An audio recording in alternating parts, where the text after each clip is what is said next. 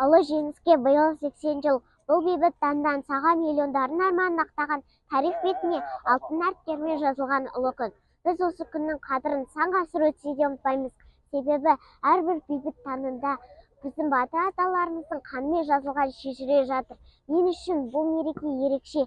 Себебі мен қос майдангердің, қос батырдың шөбересімін.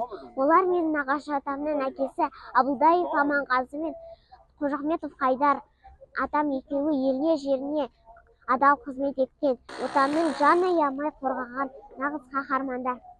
Қос мақтанышым ұлы отан соғысы батырларына арналған осы естелік кітапша арқылы аталарының есімін ардақтап, болашақ ұрпаққа жеткізгім келеді.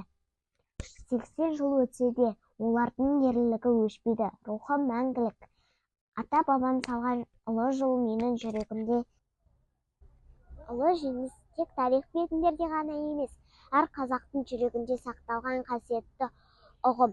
Бұл күн аталарымыздың жанқияр ерлігі мен сақтап келген бейбіт танының, тыныш өмірдің белгісі. Менің аталарым Абылдаев Аманғазы мен Қожахметов Қайдар сынды мыңдаған боздақтар ұлы жеңіс үшін от пен оқтың арасынан өтті. Олар бізге бостандық пен бейбіт күн сыйлау үшін жанын қиды, терімен, қанымен терін төкті. Бүгін біз сол елдің ұрпағымыз. Жеңіс рухы менің бойымда, жүрегімде. Мен аталармен мақтанамын.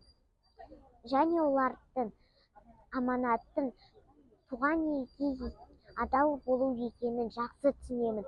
Ұмытпаймыз, ұлықтаймыз, мәңгі жадымызда сақтаймыз. Мәңгілік тағзыммен Аманғазиева Дана, 3-ші Б сынып оқушысы.